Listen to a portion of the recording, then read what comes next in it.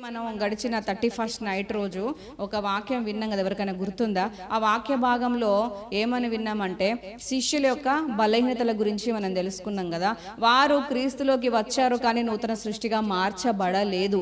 నూతన సృష్టిగా మార్చబడక ముందు వారిలో ఎన్నో బలహీనతలు ఉన్నాయి అని మనం తెలుసుకున్నాం కదా. వారు పిరికివారుగా ఉన్నారు, వారు భయపడేవారుగా ఉన్నారు, వారు అన్నిటిని అనుమానించేవారుగా ఉన్నారు, దేవుని విషయంలో శ్రమ వచ్చినప్పుడు వారు వదిలిపెట్టి పారిపోయేవారుగా ఉన్నారు, అద్భుతాలు చేయలేకపోయిన వారుగా ఉన్నారు, వారు ప్రార్థన చేయలేని వారుగా ఉన్నారు, వారు ఆత్మీయతలో పరిపక్వత చెందని వారుగా ఉన్నారు, దేవుణ్ణి సంపూర్ణంగా నమ్మని వారుగా, ఇలాగ ఎన్నో లోపాలతో వారు కనిపించినారు.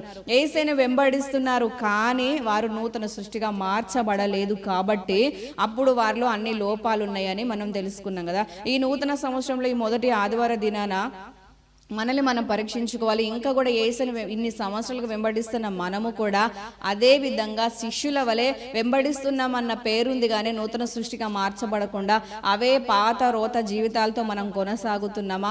ఏమన్నా మార్పు మనలో వచ్చిందా? ఎదుటివారు మన గురించి ఏం సాక్ష్యం ఇస్తున్నారు? మన సొంత మనస్సాక్షి మన గురించి ఏం సాక్ష్యం ఇస్తుంది? దేవుడే సాక్ష్యం ఇవ్వాల్సి వస్తే ఆయనేం సాక్ష్యం ఇవ్వబోతున్నాడు?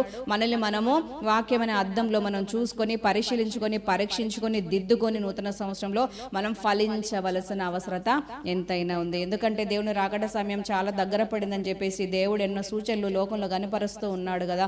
మనము ఆయన రాకడ ఏ సమయమైనా, మన మరణం ఏ సమయమైనా ఎత్తబడే గుంపులో ఉండటానికి మనం సిద్ధపడాలి. నూతన సృష్టిగా మనం మార్చబడాలి. మనము సిద్ధపాటు కలిగి ఉంటేనే పరలోకం చేర్చబడతామని ఒక స్పృహ కలిగి, ఒక భయం కలిగి మనం ఏం చేయాలి? నూతన సృష్టిగా మారడానికి ఇష్టపడాలి. మనకు తెలుసు కదా మన లోపల ఏ లోపాలు ఉన్నాయో, ఎదుటి వాళ్ళు చెప్పకపోయినా మనకు తెలుసు. మనం ఏంటిదో మనకు తెలుసు, మన హృదయం ఏంటిదో మనకు తెలుసు. 10 మందిలో ఉన్నప్పుడు మనం ఏంటిది, ఒంటరిగా ఉన్నప్పుడు మనం ఏంటిది కదా. మన చేతిలో ఫోన్ ఉన్నప్పుడు మనం ఏంటిది, ఫోన్ లేనప్పుడు మనం ఏంటిది కదా. మన చేతిలో డబ్బు ఉన్నప్పుడు మనం ఏంటిది, డబ్బు లేనప్పుడు మనం ఏంటిది కదా. అన్నీ మనకు తెలుసు. మనం ఏమై ఉన్నాం, మనకు అనారోగ్యం వస్తే మనం ఏమై ఉన్నాం, ఆరోగ్యంగా ఉన్నప్పుడు మనం ఏమై ఉన్నాం కదా. పరిస్థితులు అనుకూలంగా ఉన్నప్పుడు మనం ఏమై ఉన్నాం, పరిస్థితులు వ్యతిరేకంగా మారినప్పుడు మనం ఏమై ఉన్నాం. అన్నీ ఎవరిది వాళ్ళకు వారి సొంత మనస్సాక్షికి తెలుసు. పక్క వాళ్ళను విధి అని చెప్పాల్సిన అవసరం లేదు కదా. కాబట్టి మనల్ని మనం ఈరోజు వాక్య భాగాన్ని బట్టి పరీక్షించుకుందాము. శిష్యులైతే యేసుని వెంబడిస్తున్న సందర్భంలో వెంబడిస్తున్నారు కానీ నూతన సృష్టిగా వారు మార్చబడలేదు. కాబట్టి అలాంటి బలహీనతలతో ఉన్నారు. కానీ ఎప్పుడైతే యేసయ్య మరణించి తిరిగి లేచి వారిని దీవించి వారికి కొన్ని సూచనలు అనేటివి ఇచ్చి ఆరోహణమై వెళ్ళి పోయినాడో అప్పటి నుంచి వారిలో నూతన సృష్టి అనేది ఆరంభమైంది. హల్లెలూయా. నూతన సృష్టిగా వారు మార్చబడటం అనేది ప్రారంభమైంది. నూతన సృష్టిగా వారు ఎట్లా మారినారో కొన్ని విషయాలు మనం శిష్యుల జీవితంలో జరిగినటువంటి సంఘటనలను ఆధారం చేసుకొని ఈరోజు వాక్య భాగంలోకి వెళ్దాము. అపోస్తల కార్యంలో 1వ అధ్యాయము 13వ వచనంలో మనం చూసినట్లయితే అక్కడ యేసయ్య వాళ్ళకు చెప్పినటువంటి సందర్భం ఉంది. ఆయన ఆరోహణమై వెళ్ళిపోతూ మీరు బూదిగంతముల వరకు నాకు సాక్షులై ఉండబోతున్నారు కాబట్టి ఏం చేయాలని చెప్పినాడు? వాళ్ళని ఎడతెగక ప్రార్థనలో దేవుని సన్నిధిలో కనిపెడుతూ ప్రార్థనలో ఎడతెగకుండా వారిని ఉండమని చెప్పినాడు, సలహా ఇచ్చినాడు, సూచన ఇచ్చినాడు. మొదటిగా మనం జ్ఞాపకం చేసుకోవాల్సిన విషయం ఏంటిదంటే ఎడతెగక ప్రార్థన చేసే అనుభవంలోకి మనం వెళ్ళినాము అంటే నూతన సృష్టిగా మనం మార్చబడ్డాం. ప్రార్థన లేదా ఇన్ని సంవత్సరాల ప్రార్థన కంటే ఈ సంవత్సరం ఏమైనా ప్రార్థనలో మార్పు వచ్చిందా, ఆత్మీయతలో ఏమైనా మార్పు వచ్చిందా లేదా మనల్ని మనము పరీక్షించుకోవాలి. మార్పు వచ్చింది, నిజంగా ప్రార్థనలో మనం ఎదుగుతున్నాము, ప్రార్థనలో ఆత్మలో ప్రార్థన చేసే అనుభవంలో, ఏకాంతంగా ప్రార్థన చేసే అనుభవంలో నిజంగా దేవుడు చూస్తున్నాడన్న స్పృహ కలిగి ప్రార్థన చేస్తున్న అనుభవంలో మనం వెళ్తున్నాము అంటే నూతన సృష్టిగా మారడానికి ఒక్కొక్క మెట్టు మనము ఎక్కుతున్నాము అనేది అది స్పష్టం అవుతుంది అన్నట్టు. దానికి సూచన అన్నమాట. మన నూతన సృష్టిగా మారుతున్నాము అనడానికి సూచన మన ప్రార్థన జీవితంలో మార్పు రావడం. మనల్ని మనం పరీక్షించుకుందాం. మిమ్మల్ని మీరు పరీక్షించుకోండి. ఎవరు మిమ్మల్ని వెళ్ళెత్తి చూపించాల్సిన అవసరం లేదు. మీ ప్రార్థన జీవితంలో ఏమన్నా మార్పు వచ్చిందా? ఇంతకుముందు చేసిన దానికంటే విభిన్నంగా ఏమైనా ఆతృత కలిగి, ఆశ కలిగి, ఆసక్తి కలిగి ఏమైనా ప్రార్థన చేయగలుగుతున్నారా? ఎడతెగని ప్రార్థన అనే అనుభవంలో ఏమన్నా వెళ్ళడానికి కనీసం ఆలోచన ఉందా? అలాగా వస్తుంది అని అంటే, అలా మీరు చేస్తున్నారు అని అంటే మీరు నూతన సృష్టిగా మారడానికి ఇష్టపడుతున్నారు, ఆ దిశగా అడుగులు వేస్తున్నారు అని అర్థం. ఒకవేళ అదే పాత రోత జీవితం, సోమర్తనం, నిర్లక్ష్యం, నిద్ర, లేకపోతే ఇంకా మన సొంతం కొరకు, మన స్వార్థం కొరకు మనం ఏమన్నా పని చేసుకుంటూ మన కొరకు మనమే బ్రతుకుతున్నాము, ప్రార్థన అనేది ఎప్పట్లాగానే ఉంది, ప్రార్థనలో ఏ మార్పు లేదు అని అంటే మీరు ఏమై ఉన్నారో మిమ్మల్ని మీరే నిర్ధారణ చేసుకోవాల్సిన అవసరం ఉంది. ఇక్కడ యేసయ్య చెప్పినట్టుగా వాళ్ళు ఏం చేస్తున్నారు శిష్యులు అంటే, అప్పటి వరకు ప్రార్థన లేదు. యేసయ్య దగ్గరకు వచ్చి ఒక దయ్యాన్ని వెలగొట్టలేకపోయినా ఎందుకు ఇలా జరిగింది అంటే, మీకు ప్రార్థన అవసరమై ఉంది. దురాత్మలు వదిలిపోవటం అనేది, అద్భుత ఆశ్చర్యకార్యములు జరగటం అనేది ఎలా జరుగుతుంది అని అంటే ప్రార్థన వల్లనే సాధ్యము. ఫుట్ నోట్లో ఏముంది, ఉపవాస ప్రార్థన వల్లనే సాధ్యం అని చెప్పేసి యేసయ్య చెప్పిన సందర్భం మనము లాస్ట్ 31st నైట్ జ్ఞాపకం చేసుకున్నాం కదా. అప్పుడు ప్రార్థన లేదు వాళ్ళకి, కానీ ఇప్పుడు నూతన సృష్టిగా మార్చబడుతున్నారనడానికి సూచన ఏమిటంటే, ప్రార్థనలో ఎడతెగక ఉండడానికి ఎక్కడికి వెళ్ళినారట, మేడ గది పైకి ఎక్కి వెళ్ళినారు. ఎక్కి వెళ్ళే అనుభవం కావాలి, మోకరించే అనుభవం కావాలి, దేవుని సన్నిధిలో కూర్చునే అనుభవం మనకు కావాలి. నూతన సంవత్సరంలో యేసు నామం పేట నేను పలుకుతున్నాను, ప్రతి ఒక్కరు మనందరం కూడా ఎక్కిపోయే అనుభవంలో, ప్రభు సన్నిధానికి చేరుకునే అనుభవంలో, ఎడతెగని ప్రార్థన అనుభవంలో మనందరము చేర్చబడుదుముగాక, నడిపించబడుదుముగాక, నూతన సృష్టిగా మార్చబడుతున్న మన సూచనగా ఒక్కొక్క మెట్టును మనము ఎక్కే వారంగా ఉందుముగాక. ఒకప్పుడు బలహీనులు, పిరికివారు, దద్దమ్మలు, ఇంకేమన్నారు, చదువురాని, పాండిత్యం లేని సామాన్య మనుషులు, వీళ్ళు జాలరులు, ఆయా వృత్తులు చేసుకునే వాళ్ళు, వీళ్ళు ఇంత చక్కగా ఎట్లా మాట్లాడుతున్నారని చెప్పేసి ఒకనొక సందర్భం వచ్చినప్పుడు శాస్త్రులే వారి కొరకు సాక్ష్యం ఇచ్చినారు. అది ఎలా సాధ్యమైంది అని అంటే, కేవలం వారు నూతన సృష్టిగా మార్చబడుతున్న సూచనగా మొదటి వారు ప్రార్థన ప్రారంభించినారు. ఏ ఆత్మీయ జీవితం అయినా, ఏ ప్రార్థన, ఏ ఒక్క పరిచర్య అయినా, ఏక సంస్థ అయినా, ప్రార్థన ఏమంటారు పరిచర్య, ఏ మినిస్ట్రీ ఏదైనా కూడా ప్రభు కొరకు ప్రారంభిస్తున్నామంటే అక్కడ ప్రార్థన ప్రాముఖ్యం. ఎంత గొప్ప పరిచర్య చేసినా ప్రార్థన లేని పరిచర్య దేవునికి సంతోషాన్ని ఇవ్వదు. మనుషులకు ఇస్తుందేమో, పెద్ద గుంపులను, సమూహాలను సమకూరుస్తుందేమో, ప్రార్థన లేని పరిచర్య దేవునికి సంతోషాన్ని ఇవ్వదు, ఆత్మలను రక్షణలోకి నడిపించదు, అపవాదిని వణికించదు. అలాంటి పరిచర్య చేయడం వల్ల ఏ లాభము లేదు. మనకుంటది లాభం, దేవునికి లేదు, పరలోకానికి లేదు. కానీ ఇక్కడ ఈ యొక్క శిష్యులు ఏం చేస్తున్నారంటే, దేవుడు కోరుకున్న విధంగా మేడ గది పైకి ఎక్కి వెళ్ళి అక్కడ ఎడతెగక ప్రార్థనలో వారు కొనసాగుతున్నారు. ఇంచుమించు 120 మంది. అయితే ఆ విధంగా వారు కొనసాగుతూ ఉన్నారు. అప్పుడే వారిది ఆ యొక్క సూచన, ఏమి సూచన, నూతన సృష్టి అనే సూచన ప్రారంభమైంది. కాబట్టి ఈ సంవత్సరంలో మనం కూడా నూతన సృష్టిగా మార్చబడాలని దేవుడు ఆశ కలిగి ఉన్నాడు. ప్రతి సంవత్సరం మనకి ఎందుకు ఇస్తున్నాడు తెలుసా? మనకు బలం ఉంది కాబట్టి, బాగా తింటున్నాం కాబట్టి, మంచి డైట్ తీసుకుంటున్నాం కాబట్టి, మెడిసిన్ వాడుతున్నాం కాబట్టి, సంతోషంగా ఉన్నాం కాబట్టి, కుటుంబ సభ్యులు బాగా చూసుకుంటున్నారు కాబట్టి మనం బ్రతికిలేము. అవకాశం ఇస్తున్నాడు దేవుడు. మార్చుకోవాల్సింది ఉంది, దిద్దుకోవాల్సింది ఉంది. ఎందుకంటే దిద్దుకోకపోతే, మార్చుకోకపోతే నరకం వెళ్తాం. నరకం మనం వెళ్ళడం దేవునికి ఇష్టం లేదు. అందుకే మనల్ని ప్రేమించి ఒక అవకాశం ఇచ్చినాడు. మరొక సంవత్సరాన్ని మన జీవితంలో దేవుడు పొడిగించి మార్చుకోండి, దిద్దుకోండి, నూతన సృష్టిగా మారండి అని ఆయన కోరుతున్నాడు. కాబట్టి మళ్ళీ మనం మార్చుకుందాం, నూతన సృష్టిగా మార్చబడదాం.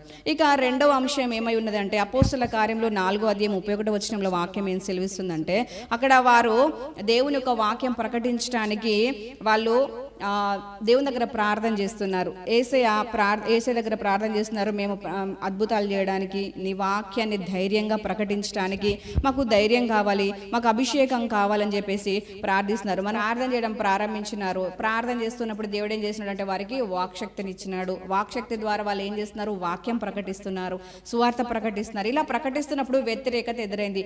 దేవుని కొరకు మనం ఏదైనా మంచి పని చేస్తున్నామంటే వ్యతిరేకత ఖచ్చితంగా ఎదురవుతుంది. ఏదైనా చెడు పని చేస్తే దానికి ఆటంకించే వాళ్ళు ఎవరు లేరు. అప్పటి వరకు లోకంలో తాగుతూ, తిరుగుతూ, తింటూ, చెడ్డ పనులన్నీ చేస్తూ లోకంలో బట్టి తిరుగుతున్నప్పుడు చూసి నవ్వేవారు ఉంటారు, కానీ బాగు చేయాలి, ఈ మనిషి బాగుపడాలని కోరుకునే వారు ఎవరు ఉండరు. కానీ ఎప్పుడైతే తాగడం, తినడం, తిరగడం, చెడు వ్యసనాలన్నిటిని వదిలేసి మంచి దారిలో మనం నడుస్తూ ఉంటామో, చూడరా ఆకాశం నుంచి వచ్చిండు, చూడు అబ్బబ్బా ఈమె ఇప్పటిదాకా బాగా మన దగ్గర కూర్చొని సొల్లు కబుర్లు చెప్పేది ఇప్పుడు నీతులు మాట్లాడుతుంది అని చెప్పేసి ఆడవారి గురించి కానీ మగవారి గురించి కానీ మారినారు, మారు మనసు పొందుకున్నారు, కొత్త మార్గంలో వెళ్తున్నారు అంటే విమర్శించే వాళ్ళు, ఆటంకపరిచే వాళ్ళు, అభ్యంతరపరిచే వాళ్ళు, అవమానపరిచే వాళ్ళు చాలా మందే ఉంటారు. కానీ ఆటంకాలు, అభ్యంతరాలు వస్తున్నాయని చెప్పేసి ఇక్కడ శిష్యులు ఏం చేస్తున్నారు, ఆగిపోలేదు. వాళ్ళు కూడా అలాగే అభ్యంతరాలు ఎదురైనాయి, కానీ వాళ్ళు ఆగిపోకుండా ఏం చేస్తున్నారంటే ప్రార్థన చేస్తున్నారు. ఈ సందర్భంలో 4:31 దగ్గరకు వచ్చేసరికి వాళ్ళు ప్రార్థన చేస్తున్నారు. దేవా వ్యతిరేకతలు ఎదురైనాయి. దేవా, భయములు, బెదిరింపులు, మాకు ఇక ఆటంకాలు, అభ్యంతరాలు ఎదురవుతున్నాయి. మనుషులు బెదిరిస్తున్నారు, భయపెట్టిస్తున్నారు. మేము పిరికివారమే కావచ్చు, కానీ నువ్వు సర్వశక్తి గల దేవుడవు. నువ్వు పిరికితనం గల ఆత్మను మాకు ఇవ్వలేదు, మాకు ధైర్యపు ఆత్మను, దత్తపుత్ర ఆత్మను ఇచ్చినావు. కాబట్టి ధైర్యంగా మేము నీ వాక్యం ప్రకటించడానికి, ధైర్యంగా యేసుక్రీస్తు నామాన్ని ప్రకటించడానికి, ధైర్యంగా అద్భుతాలు చేయడానికి మాకు అభిషేకం కావాలని ప్రార్థించినప్పుడు అక్కడ ఏమైందంటే భూమి కంపించిందట. వారు కూడి ఉన్న చోటు కంపించెను అని 31వ వచనంలో వాక్యం సెలవిస్తుంది. వాళ్ళ ప్రార్థన ఎటువంటి ప్రార్థన చేస్తున్నారంటే భూమిని కంపింపజేసే ప్రార్థన వాళ్ళు చేయగలిగినారు. హల్లెలూయా. ఈ నూతన సంవత్సరంలో మనం కూడా భూమిని కంపింపజేసే ఒక గొప్ప ప్రార్థన అభిషేకం మనం పొందుకుందాం గాక. ప్రభుత్వాలను, ప్రజలను, మన కుటుంబ సభ్యులను, రోగాలను, దురాత్మ శక్తులను కదిలించేటువంటి ప్రార్థన జీవితాన్ని మనము కలిగి ఉందుము గాక. వారు ప్రార్థన చేయగానే ఏమైందంటే వారు కూడి ఉన్న చోటు కంపించింది అని వాక్యం సెలవిస్తుంది. అప్పుడు దేవుడు పరిశుద్ధాత్మతో వారందరినీ నింపిన తర్వాత, అభిషేకం వారు పొందిన తర్వాత ధైర్యంగా వాక్యాన్ని వారు ప్రకటించారు. ఇంతకుముందు ఎలాంటి వారై ఉన్నారు? పిరికి వారుగా ఉన్నారు. నూతన సృష్టిగా మార్చబడక ముందు దేవుని కొరకు ఏదైనా పని చేయాలంటే పిరికితనం, భయం. అంతకుముందు చెప్పినాను కదా, 31st నైట్ వాళ్ళు యేసయ్య ఏమన్నాడు, యూదయకి వెళ్దాము అంటే అప్పటికే నేను రాళ్లతో కొట్టడానికి వాళ్ళు ప్రయత్నం చేస్తున్నారు కదా యేసయ్య, ఇప్పుడు ఎట్లా వెళ్తావు? ఇప్పుడు వెళ్ళినట్లయితే మళ్ళీ ఏం చేస్తారు? రాళ్లతో కొట్టి చంపుతారో తెలియదు, ఈడ్చి అవతల పాడేస్తారో తెలియదు, చెరసాల్లో వేస్తారో తెలియదు, ఏం శిక్ష వస్తుందో తెలియదు, ఏ వ్యతిరేకత వస్తుందో తెలియదు. ఎందుకు వెళ్తావు యేసయ్య అని చెప్పేసి ఆటంకపరిచినారు. ఎందుకు?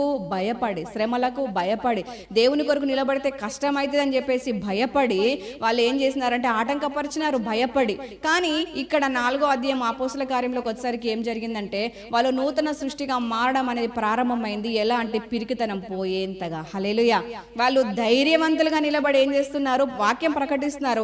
ధైర్యంగా నిలబడుతున్నారని చెప్పేసి భయపెట్టడానికి మళ్ళీ సమస్యలు ఎదురైనాయి, మళ్ళీ వ్యతిరేకతలు ఎదురైనాయి. కానీ ఏం చేస్తున్నారంటే ఈసారి వాళ్ళు భయపడకుండా, దాక్కుని ఉండకుండా మాకు ధైర్యమీ ప్రభువా అని చెప్పేసి వాళ్ళు ప్రార్థన చేసినప్పుడు వారు కూడి ఉన్న చోటు కంపించింది. పరిశుద్ధాత్మ అభిషేకం వారి మీదకి దిగి వచ్చింది. ఇక ధైర్యంగా బోధించడం, దేవుని వాక్యం ప్రకటించడం, దేవుని ప్రకటించడం, అద్భుత కార్యములు చేయడం వారు ప్రారంభించినారు. మనం ఈ నూతన సంవత్సరంలో ఇంతవరకు ఈ పాత గతించిన సంవత్సరాలలో ఎలా ఉన్నామో కానీ ఆ గతించిపోయిన సంవత్సరాల్లో వలె మన పాత రోత జీవితాలు కూడా గతించిపోవునుగాక. ప్రభు కొరకు ఏమి చెయ్యనివ్వని భయము మనలో గతించిపోవునుగాక. ఈ నూతన సంవత్సరంలో మనము నూతన సృష్టిగా మార్చబడదుం గాక. ధైర్యంగా ప్రభు కొరకు నిలబడదుం గాక. ఏ వ్యతిరేకత ఎదురైనా మనం ప్రభు కొరకు ధైర్యంగా ప్రకటించే వాళ్ళంగా, ప్రభువుని సేవించే వాళ్ళంగా, ప్రభువును వెంబడించే వారంగా, బహిరంగంగా ఆయన నామాన్ని ఒప్పుకునే వారంగా మనము నిలబడదుం గాక. అటువంటి ధైర్యపు ఆత్మతో, దత్తపుత్ర ఆత్మతో, పరిశుద్ధాత్మతో దేవుడు మనల్ని కూడా అభిషేకించును గాక. ఆమేన్. ఇక 3వ పాయింట్ మనం చూసినట్లయితే వాళ్ళు ఏం చేస్తున్నారంటే అపోస్తల కార్యం 5వ అధ్యాయం 41వ వచనంలో మనం చూస్తే వాళ్ళు యేసు నామం కొరకు అవమానం పొందుటకు పాత్రులమని ఎంచబడినందున వారు సంతోషించుచు మహాసభ ఎదుట నుండి వెళ్ళిపోయి ప్రతి దినము దేవాలయంలోను ఇంటింటను మానక బోధించుచు యేసే క్రీస్తయున్నాడని ప్రకటించుచుండిరి. ఇక్కడ ఏముందంటే అదేవిధంగా వారికి శ్రమ, కష్టము, దెబ్బలు, చెరసాల అనుభవాలు, ఇవన్నీ కూడా మళ్ళీ వ్యతిరేకతలు ఎదురవుతున్నప్పుడు మరలా ఇప్పుడు ఏం చేస్తున్నారంటే, ఇంతకుముందు మనం 2వ పాయింట్ మనం చూసినప్పుడు అక్కడ ఏం చేస్తున్నారంటే ధైర్యం కొరకు ప్రార్థన చేసి ధైర్యం పొందుకున్నారు. ఒకప్పుడు పిరికివారుగా ఉన్నవారు ధైర్యం పొందుకున్నారు. ఇప్పుడు ఏం చేస్తున్నారంటే వాళ్ళు దెబ్బలు, అవమానాలు ఇవన్నీ ఎదురైనప్పుడు ఏం చేస్తున్నారంటే దేవుని కొరకు ఇవన్నీ అనుభవించడానికి పాత్రులమని ఆలోచన చేసి అప్పుడు వాళ్ళు ఏం చేస్తున్నారు? సంతోషంతో, శ్రమల్లో ఏం చేస్తున్నారు? సంతోషిస్తున్నారు. అవమానంలో ఏం చేస్తున్నారు? సంతోషిస్తున్నారు. దెబ్బలను చూసుకుని ఎవరైనా సంతోషిస్తారా అండి? ఎవరైనా మనల్ని అన్యాయంగా కొడితే మనకి ఎంత కోపం వస్తుంది కదా. నిజంగా నేను కూడా మనిషిని, నాకు కూడా కోపం వస్తుంది. అన్యాయంగా ఎవరైనా మాటలు అంటే బాధ కలుగుతుంది, హృదయం నొచ్చుకుంటుంది. ఏ విధంగా మనము వాళ్ళని తిరిగి అనాలి, ఏ విధంగా వాళ్ళ మీద పగ తీర్చుకోవాలి, ఏ విధంగా వాళ్ళకు తెలిసేలా చేయాలి మనం ఆలోచిస్తాం, నిజమే. కానీ ఇక్కడ వీళ్ళు ఏం చేస్తున్నారంటే నూతన సృష్టిగా మార్చబడిన వీరు దేవుని బట్టి వచ్చిన శ్రమలో సంతోషిస్తున్నారు. ఏమని సంతోషిస్తున్నారు? దేవుని కొరకు ఇవన్నీ మనకు అవసరమే, దేవుని కొరకు ఈ నిందల అవమానాలన్నీ మనకు ఘనతలుగా మారుతాయి, మనకు పరలోకంలో మంచి బహుమతిని సిద్ధపరుస్తాయి, వీటి కొరకు మనం పాత్రులమే, ప్రభు కొరకు హింస పొందడానికి పాత్రులమే అని ఎంచి శ్రమలో సంతోషిస్తున్నారు. అంతకుముందు శ్రమలో వాళ్ళు బలహీనపడి యేసును బలహీనపరచడానికి ప్రయత్నం చేసినారు. శ్రమలను చూసి తర్వాత వాళ్ళు సముద్రంలో ప్రయాణం చేస్తున్నప్పుడు దోణి మునిగిపోయే సందర్భం వచ్చినప్పుడు వారు భయపడినారు, వారు బలహీనపడినారు. వాళ్ళు బలహీనపడి ప్రతి సందర్భంలో యేసును కూడా బలహీనపరచడానికి ప్రయత్నం చేసినారు. కానీ ఇక్కడ వీరు నూతన సృష్టిగా మారడం ప్రారంభించిన తర్వాత వారు శ్రమలో ఏం చేస్తున్నారంటే సంతోషిస్తున్నారు. వాళ్ళు దేవుని మహిమపరుస్తూ వాళ్ళు చేసే పరిచర్య మానలేదు, కానీ మరలా ఇంకా దేవాలయంలో ప్రకటిస్తున్నారు, దేవాలయంలో స్తుతిస్తున్నారు, మానక ఇంటింట కూడా దేవుణ్ణి స్తుతిస్తున్నారు, బోధిస్తున్నారు, ప్రకటిస్తున్నారు, దేవుని మహిమపరుస్తూ వెళ్తున్నారు. ఇది నూతన సృష్టిగా మార్చబడిన వారి జీవితంలో కలిగినటువంటి మూడో గొప్ప మార్పు. మొదటి మార్పు ఏమో వారు మేడగది అనుభవం లోకి ఎక్కిపోయినారు. తర్వాత వారు ప్రార్థనలో కట్టబడుతున్నారు. తర్వాత వారు అభిషేకం పొందుకొని ధైర్యం కొరకు ప్రార్థన చేసి ధైర్యమును పొందుకొని దత్తపుత్రాత్మను పొందుకొని అద్భుతమైన వాక్యాన్ని వారు ప్రకటిస్తున్నారు, అద్భుతమైన దేవుని మహిమను ప్రకటిస్తూ కొనసాగుతున్నారు. మూడవదిగా అవమానం ఎదురైనా, దేవుని కొరకు శ్రమ ఎదురైనా వారు సంతోషించి దేవుని మహిమపరచడం మానక ఇంకెక్కువగా మహిమపరుస్తున్నారు. నూతన సంవత్సరంలో ఈ మంచి లక్షణాలని మనం కూడా కలిగి జీవించుదుగాక, ప్రభు నామాన్ని గొప్ప చేసేవారంగా ఉందుముగాక. ఇక నాలుగోదిగా మనం గమనించినట్లయితే అపోస్తుల కార్యములు 3వ అధ్యాయం 1 నుంచి 10 వచనాలు మరియు అపోస్తుల కార్యం 5వ అధ్యాయము 15 వచనాలు మనం చూసినట్లయితే అక్కడ ఏం జరుగుతుందంటే అక్కడ వారికి ఒక ప్రార్థన సమయం అనేది ఉందని వాక్యం సెలవిస్తుంది. పేతురికి యోహానికి ప్రార్థన సమయం అయిన తర్వాత వాళ్ళు ఏం చేస్తున్నారు, దేవాలయంకి వెళ్తూ ఉన్నప్పుడు అక్కడ ఒక కుంటివాడు కనిపిస్తాడు. మనకు ఆ సందర్భం తెలుసు కదా, ఎన్నో మార్లు విన్నాం కదా. ఆ కుంటివాడు కనిపిస్తే ఆ కుంటివాడు వీళ్ళు ఏమన్నా డబ్బులు ఇస్తారో లేకపోతే ఏమైనా సాయం చేస్తారని చెప్పేసి వీళ్ళ వైపు తేరు చూసినప్పుడు వాళ్ళు అతని వైపు చూసి ఏమంటున్నారంటే ఆయన చూసి జాలిపడి, ఇప్పుడు వారు నూతన సృష్టిగా మార్చబడిన తర్వాత వాళ్ళకి ఏం కలిగిందంటే జాలి కలిగింది. చాంద్రరోగం కలిగిన బాబును కలిగిన తండ్రి వచ్చి శిష్యుల దగ్గర ఏడ్చినా, గోజాడినా, అరచినా, వాదన పెట్టుకున్నాడట, స్వస్థపరచండి అని చెప్పేసి. అలాగా చేసిన వాళ్ళు ఏం చేయలేకపోయినారు, కనికర పడలేకపోయినారు. ఒకవేళ కొన్ని సందర్భాలలో కొంతమంది తల్లిదండ్రులు పిల్లల్ని దీవించడానికి యేసు దగ్గర తీసుకుని వస్తే కనికరం లేకుండా తరమేసినటువంటి పరిస్థితులు ఉన్నాయి. కనికరం లేకుండా, దయాజాలు లేకుండా ఏదో యేసు వెంబడి నడుస్తున్నామా, యేసు చెప్పిన పని చేస్తున్నామా, యేసు కొరకు సాగుతున్నామా అన్నట్టుగానే ఉండేది. కానీ సొంతంగా వాళ్ళు మనుషుల్ని కనికరం చూపించడం, దయ చూపించడం, జాలిపడటం ఇలాంటివి మనకి ఎక్కడ కనిపించలేదు. కానీ ఎప్పుడైతే నూతన సృష్టిగా మార్చబడ్డారో దయ, జాలి, కనికరము, సాటి నశించు ఆత్మల పట్ల ఒక భారము, ఒక బాధ్యత ఇవన్నీ వారిలో ప్రవేశించడం అనేది జరిగింది. నిజంగా ఇంతవరకు మన జీవితం ఎట్లాగా ఉండిందో, కానీ నూతన సంవత్సరంలో నూతన సృష్టిగా మార్చబడవలసిన మనం కలిగి ఉండవలసిన లక్షణం తెలుసుకుంటున్నాం కదా. అది జాలి, దయ, కనికరం, నశించు ఆత్మల పట్ల భారం, ఒక బాధ్యత, సమస్యలు ఉన్న వారిని చూసినప్పుడు ఒక కనికరముతో మనం కదిలే వారంగా ఉందుముగాక. ఆమేన్. ఆ యొక్క కుంటివారిని చూసినప్పుడు వారికి కనికరం కలిగింది. మా దగ్గర ఏం వెండి బంగారంలో లేవు, కానీ మాకు కలిగిందే ఒక నామము, అది యేసు నామం. ఆ నామం నీకు ఇస్తున్నాం, ఆ నామం పేరిట నువ్వు లేచి నిలబడు అని చెప్పేసి అతన్ని స్వస్థపరచడానికి యేసు నామాన్ని ప్రకటించి వారు అటువంటి కార్యము చేయడానికి ఇష్టపడినారు. ఎప్పుడైతే నూతన సృష్టిగా మనం మార్చబడతామో అప్పుడు మనకు ప్రార్థన జీవితము, దేవుని కొరకు ప్రకటించాలని ఒక ఆశ, ఒక ఆతృత, మన కొరకు మనం బ్రతకకుండా దేవుని కొరకు మనం బ్రతుకుతాము. తర్వాత ఇంకా దేవుని కొరకు అద్భుత కార్యములు చేయడానికి మనం ఇష్టపడతాము. ఇతరుల పట్ల దయా, జాలి, కనికరం కలిగి మనం వర్ధిల్తాం. కాబట్టి నూతన సంవత్సరంలో నూతన సృష్టిగా నిశ్చయముగా ప్రభు నామపేట మనము మార్చబడుదుముగాక. ఆమేన్. అక్కడ వారు జాలి పడ్డారు. యేసునామం గొప్పదని గుర్తించి ఆయన నామం పేరిట ఆ యొక్క కుంటివాన్ని నడుమని చెప్పేసి ప్రకటించినప్పుడు నిజంగా అతనిలో దేవుని శక్తి ప్రభావం అనేది తాకి వాడు లేచి నిలబడి గంతులు వేసినాడని చెప్పేసి వాక్యం సెలవిస్తుంది. ఆ కార్యం జరగడం ద్వారా ఏం జరిగింది, అనేక మంది ప్రజలు చూసి ఆశ్చర్యపడి, అరే ఇంతకు ముందు వరకు ఈ దేవాలయం ముందు కూర్చొని భిక్షం అడిగిన వ్యక్తి ఇతనే కదా, ఎలా స్వస్థ పొందుకున్నాడని చెప్పేసి ఒకరి నోటి నుంచి ఒకరి నోటికి అందరికీ తెలిసి అందరు ఆశ్చర్యంతో పరిగెత్తుకుని వచ్చి ఏం జరిగింది, ఎలా జరిగింది, ఇది ఎలా సాధ్యమైందని చెప్పేసి వాళ్ళు ఆ రకంగా దేవుని యేసు నామాన్ని తెలుసుకోవటం జరిగింది. ఇప్పుడు వీళ్ళు నూతన సృష్టిగా మార్చబడక ముందు యేసు నామాన్ని ప్రకటించేవారుగా వారు లేరు, అద్భుతములు చేసేవారుగా వారు లేరు, ప్రభు కొరకు ఆశ లేదు, ఆసక్తి లేదు, ఏదో మామూలుగా సాధారణమైన జీవితం జీవిస్తున్నారు. కానీ ఎప్పుడైతే నూతన సృష్టిగా మార్చబడ్డారో ఎంత అద్భుతమైన లక్షణాలు వారిలో ప్రవేశించిన చూసినారా. మనం కూడా ఈ నూతన సంవత్సరంలో అటువంటి మంచి మంచి లక్షణాలతో ప్రభు నామాన్ని ఘనపరచేవారంగా, ప్రభు నామం పెట్టి అద్భుతములు చేయువారంగా, ప్రభు యొక్క నామాన్ని అనేక మందికి ప్రకటిస్తూ ఆయన నామాన్ని బట్టి ప్రజల మీద కనికరం, కనికరము, దయ, జాలి కలిగి మనం అనేక మందిని వారి రోగాల నుంచి, వారి బంధకాల నుంచి, వారి సమస్యల నుంచి వారిని లేపే వారంగా మనము ఉందుముగాక, మార్చబడుదుముగాక. ఆమేన్. ఇంకొక విషయం ఏమిటంటే వాళ్ళు అపోస్తలత్వంలో కూడా ఎడతెగక వాళ్ళు కొనసాగినారని వాక్యం సెలవుస్తుంది. యేసుని వెంబడించినాం కదా, ఇక ప్రార్థన చేస్తున్నాం కదా, చాలు, ప్రార్థన మట్టుకు చాలు, బోధ మట్టుకు చాలు, స్వస్థత మట్టుకు చాలు అని చెప్పేసి అక్కడనే ఆగిపోకుండా వాళ్ళు ఇక్కడ ఏం కార్యం చేస్తున్నారు? అపోస్తలత్వంలో వాళ్ళు క్రమంగా ఎడతెగక కొనసాగుతున్నారు ప్రతి దినం కూడా. ఇక 2వ అధ్యాయం అపోస్తల కార్యం 2వ అధ్యాయం 42వ వచనంలో మనం చూసినట్లయితే వాళ్ళు ఈ యొక్క 2వ అధ్యాయం అంతా మనం గమనిస్తే వాళ్ళు ఎడతెగక దేవుని పనిని కొనసాగిస్తున్నారు. ఎలాగా? అపోస్తలులు వారు బోధ చేస్తున్నారు, సహవాసం చేస్తున్నారు, రొట్టె విరుస్తున్నారు, ప్రార్థన చేస్తూ ఎడతెగక అందరూ సమిష్టిగా కలిసి ఉంటున్నారు. అలా చేస్తున్నప్పుడు అనేక మంది రక్షించబడుతున్నారు. మొదటిసారి 3,000 మంది రక్షించబడినారు, ఆ తర్వాత 5,000 మంది, ఇలాగ 8,000 మంది, ఇలాగా సంఖ్య చేరుతూనే ఉంది, అనేక మంది చేర్చబడుతూనే ఉన్నారు. అపోస్తలత్వంలో వారు ఎడతెగక ఉన్నట్టుగా వాక్యం సెలవిస్తుంది. యేసయ్య వదిలేసి వెళ్ళిపోయినాడు కదా అని చెప్పేసి వాళ్ళు కూడా విచ్చలవిడి అయిపోకుండా ఈ అపోస్తలత్వంలో ఎడతెగక ఉన్నారట. మనము నూతన సృష్టిగా మార్చబడితే దీంట్లో ఈ అపోస్తలత్వంలో మనం కూడా ఎడతెగని వారంగా మార్చబడతాం. మనము అపోస్తల బోధలో ఉంటున్నామా? మనం ఏ బోధలో ఉన్నాం? ఏ బోధ మనం ప్రకటిస్తున్నాం? ఏ బోధలో మనం అంటుకట్టబడుతున్నాం? ఏ బోధలో మనం ఎదుగుతున్నాం? అసలు ఏ బోధ మనం వింటున్నామో దాన్ని గుర్తుపట్టగలిగే వివేచన మనకు వచ్చిందా, రాలేదా? మనం వింటున్న బోధను చూసి అదే రైట్ అనుకొని దాని వెనుకనే మనం పరిగెత్తుతున్నామా?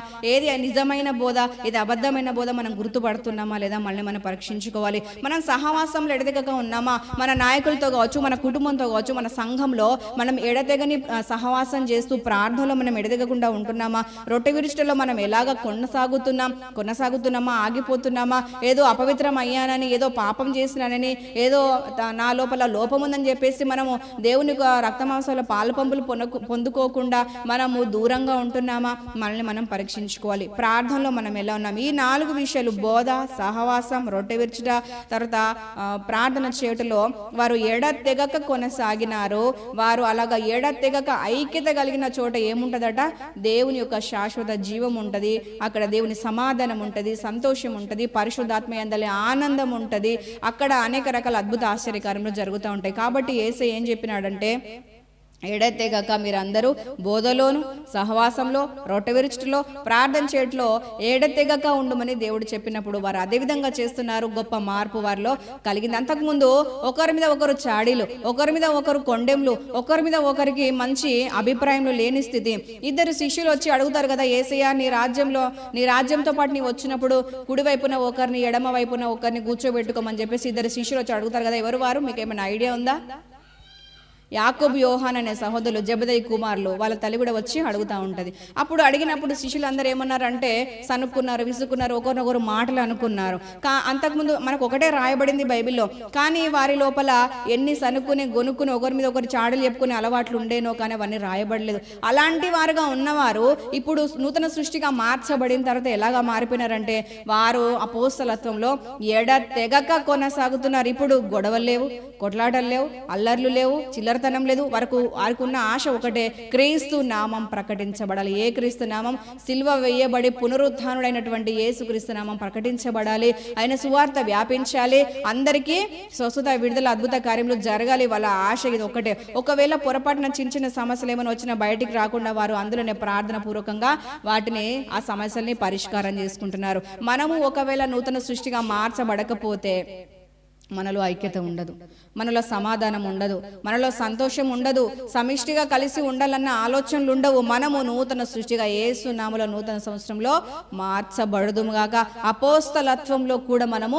కొనసాగే వారంగా ఉందుముగాక. ఇక వారు ఏమై ఉన్నారంటే అపోస్తల కార్యం 2వ అధ్యాయం 41వ వచనంలో చూస్తే వారు ఫలించే వారుగా ఉన్నారు. ఫలింపు అంటే ఏంటిదంటే అనేకమైనటువంటి ఫలాలు కనిపించడం. ఇప్పుడు ఒక చెట్టు ఫలించిందంటే దానికి కాయలు కనిపిస్తే మనం ఫలించింది అంటాం కదా. ఒక మనిషి ఫలించి ఫలించినాడు ఒక కుటుంబ పరంగా అంటే పిల్లలు కనిపిస్తే వీరు ఫలించినారు అంటాం కదా. ఒక పంట పొలంలో ఫలింపు కలిగింది అంటే వారు వేసిన విత్తనాలకు మంచి ప్రతిఫలాలు వస్తే ఫలింపు అని అంటాం కదా.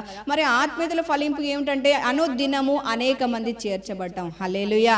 వీరు అంతకుముందు నూతన సృష్టిగా మార్చబడక ముందు వీరి ద్వారా అనేక మంది చేర్చబడినట్టుగా ఎక్కడా లేదు. అయితే యేసయ్య బోధ కొరకే యేసయ్య చేసినటువంటి అద్భుత కార్యముల కొరకే ప్రజలు వెంబడించినారు, కానీ శిష్యుల ద్వారా అనేక మంది వచ్చినట్టుగా ఎక్కడా లేదు. కానీ వీరు నూతన సృష్టిగా మార్చబడిన తర్వాత ఫలింపు అనేది కనిపిస్తుంది. ఒక 3వ అధ్యాయము 47వ వచనంలో అనేకులు అనుదినం చేర్చబడుతున్నారట. ఎందుకంటే వీరు ఎడతెగక ప్రార్థన చేస్తున్నారు, బోధలో ఉన్నారు, సహవాసంలో ఉన్నారు, రొట్టె విరుచులో ఉన్నారు. ఇలాగా వీరు అపోస్తలత్వంలో ఎడతెగక ఉన్నప్పుడు అనేక మంది చేర్చబడ్డారు. ఈ రోజు మన సంఘంలో అనేక మంది చేర్చబడకపోవడానికి కారణం ఏంటి? ఎడతెగని ప్రార్థన ఉందా? ఎవరైనా నేను ఎడతెగని ప్రార్థన చేస్తున్న ధైర్యంగా చెప్పగలిగిన వారు ఉన్నారా? ఎడతెగని ప్రార్థన ఉంటే ఖచ్చితంగా ఫలింపు అనేది ఉంటుంది. ఒక చెట్టుకు మనం మంచి వేయవలసిన ఎరువులు వేస్తూ దానికి కావలసిన నీరు పోస్తూ దానికి కావలసిన వాతావరణ పరిస్థితులు ఏర్పాటు చేస్తున్నప్పుడు అది ఎందుకు ఫలించదు? ఒకవేళ ఫలింపకపోతే దానిలో లోపమే కానీ అది పెంచుకునే వ్యక్తిలో ఏ లోపం లేదు. పెంచుకునే వ్యక్తి సరిగ్గా దాన్ని సాగు చేయగలిగినట్లయితే ఖచ్చితంగా ఫలాలు చూస్తాడు. అదేవిధంగా ఆత్మీయతలో ఉన్న మనము సంఘములో సరి అయినటువంటి విధానంలో నడిస్తే అందరము చేయవలసినవన్నీ చేస్తూ సేవకులు చేయవలసిన సేవకులు, విశ్వాసులు చేయవలసిన విశ్వాసులు, ప్రతి ఒక్కరు వారి బాధ్యతలు కరెక్ట్గా నిర్వర్తిస్తే ఆ సంఘం తప్పకుండా ఫలిస్తుంది. సంఘము ఫలించాలంటే ఒక సేవకుని బాధ్యత మాత్రమే కాదు, సేవకుని కుటుంబం మాత్రమే కాదు, సంఘం అంతా కూడా కృషి చేయవలసిన అవసరత ఉంది, పని చేయవలసిన అవసరత ఉంది. కాబట్టి ఇక్కడ అపోస్తలు వారి గుంపు అంతా కూడా ఏం చేస్తున్నారంటే ఎవరు చేయవలసిన బాధ్యతలు వారు సక్రమంగా చేస్తున్నారు. కాబట్టి అనుదినము వారు దేవుని సన్నిధిలో ఆ విధంగా చేయవలసినవి చేస్తున్నారు. కాబట్టి అనుదినం అనేక మంది చేర్చబడి వారు ఫలించారు. ఈ నూతన సంవత్సరాలు మన ద్వారా దేవుని సంఘము నిండును గాక, పరలోకము నింపబడును గాక, పాతాళము ఖాళీ అవ్వును గాక, ఇకపైన ఎవరు చేర్చబడకుందరు గాక, అనేక మందిని ప్రభు కొరకు సంపాదించే వారంగా మనము ఉందుము గాక, నూతన సృష్టిగా మనం మార్చబడి ఇలాగ ఫలించి విస్తరించి ప్రభు నామని ఘనపరిచే వారంగా ఉందుము గాక. ఆమేన్. ఇక 10వ అధ్యాయము 1వ వచనంలో మనం చూస్తే అక్కడ కొర్నేలి అనే ఒక వ్యక్తి కనిపిస్తాడు. ఆ సందర్భం అంతా మనకు తెలుసు కదా. పేతురు అతను ఏం చేస్తున్నాడంటే శిష్యులందరూ కూడా వారు నూతన సృష్టిగా మార్చబడక ముందు నేను గొప్ప, నేను అది, నేను ఇది అని చెప్పేసి వాళ్ళు అలాగ పోటీ పడ్డారు. కానీ ఎప్పుడైతే నూతన సృష్టిగా మార్చబడ్డారో వారిలో ఉన్న లోపములు దిద్దుకోవడానికి, వారిలో ఉన్న తప్పులు దిద్దుకోవడానికి ఇష్టపడినట్టుగా వాక్యం సెలవిస్తుంది. వాళ్ళకి ఏమని ఉండే అంటే శిష్యులందరూ కూడా యూదులై ఉన్నారు కాబట్టి అన్యులను వాళ్ళు ఎలా భావించినారంటే వాళ్ళు పాపులు, వాళ్ళు మనలో చేరకూడదు, మనం వారితో కలవకూడదు అనే ఒక ఉద్దేశం ఉండేది. కానీ ఎప్పుడైతే వారు శిష్యరికంలో చేర్చబడిన తర్వాత నూతన సృష్టిగా మార్చబడుతున్నారో అప్పటి నుంచి వారికి వచ్చిన ఉద్దేశం ఏమిటంటే అక్కడ దేవుడు తెలియజేస్తాడు కదా, కొర్నేలి అన్యుడై ఉన్నప్పటికీ అతను ప్రార్థన చేసి దేవుని ప్రత్యక్షత దొరికింది. తర్వాత పేతురు పంపబడ్డాడు, వాక్యం ప్రకటించబడింది, వాళ్ళు రక్షించబడ్డారు, పరిశుద్ధాత్మ చేత నింపబడ్డారు, తర్వాత కృపావరములు కూడా పొందుకున్నారు. ఆ సంఘటన తర్వాత పౌలుకు శిష్యులకు అందరికీ ఏం తెలిసింది, పేతురుకు శిష్యులకు అందరికీ ఏం తెలిసింది అని అంటే యేసుక్రీస్తు అందరికీ ప్రభువు. యూదులకు మాత్రమే కాదు, క్రైస్తవులకు మాత్రమే కాదు, అన్యులకు కూడా యేసుక్రీస్తు ప్రభువే అని తెలిసింది. అయితే ఇక్కడ మనం తెలుసుకోవాల్సిన విషయం ఏంటంటే తప్పులు దిద్దుకోవడానికి వారు ఇష్టపడ్డారు, వారు మార్చుకోవడానికి ఇష్టపడ్డారు. నూతన సృష్టిగా మనం మార్చబడితే నాదే కరెక్ట్, నేనే గొప్ప, నేనే గ్రేట్ అనే ఉద్దేశాలు మనలో ఉండవు. కానీ దిద్దుకోవడానికి, మార్చుకోవడానికి, విడిచిపెట్టడానికి మనం ఇష్టపడతాం. ఈ లక్షణం మనలో ఉందా? మనల్ని మనమే పరీక్షించుకోవాలి. మనం నూతన సృష్టిగా మార్చబడ్డామా? ఇప్పటి కూడా నాదే, నేనే, నా వల్లనే అనేది మనలో ఉందా? నేను, నాది, నేను అనేది ఇలాంటి మనలో ఉన్నాయి అంటే మనం ఇంకా నూతన సృష్టిగా మార్చబడలేదు. నేను కాదు క్రీస్తే నాలు అన్నాడు పౌలు. అలాగా మనము క్రీస్తు కొరకు మనం బ్రతుకుతే మనం నూతన సృష్టిగా మార్చబడినట్లే. ఇప్పటిదాకా మనం ఎన్నో లక్షణాలు చూసినాం కదా శిష్యులలో. వాళ్ళు ఎంతకుముందు ఆ విధంగా ఎన్నో బలహీనతలతో ఉన్నారు, కానీ నూతన సృష్టిగా మార్చబడిన తర్వాత మేడ గదికి ఎక్కిపోయే అనుభవంలోకి వెళ్ళినారు, ఎడతెగక ప్రార్థన చేసినారు, అభిషేకం పొందుకొని ధైర్యంగా ప్రభు కొరకు నిలబడినారు, మాట్లాడినారు. తర్వాత దేవుని నామం కొరకు శ్రమలు అనుభవించడానికి సంతోషంగా వారు పాత్రులమని ఎంచినారు, సంతోషించినారు. తర్వాత దేవుని నామాన్ని గొప్ప చేసినారు, ఆ నామాన్ని అందరికీ పంచడానికి ఇష్టపడ్డారు. తర్వాత అద్భుతములు చేసినారు. దయ, జాలి, కనికరం కలిగి వాళ్ళు వర్ధిల్లినారు. అపోస్తలత్వంలో ఎడతెగగా ఉన్నారు. తర్వాత వారు ఫలించినారు. తప్పులు దిద్దుకోవడానికి ఇష్టపడినారు. మార్చుకోవడానికి ఇష్టపడి దేవుని కొరకు నూతన సృష్టిగా వారు మార్చబడ్డాము అని చెప్పేసి ప్రపంచానికి చాటి చెప్పినారు. ఈ నూతన సంవత్సరంలో ఈ లక్షణాలలో ఏ ఒక్కటి మనలో లేకపోయినా మనము నూతన సృష్టిగా మార్చబడలేదని అర్థము. మన గురించి మనకు తెలుసు కదా.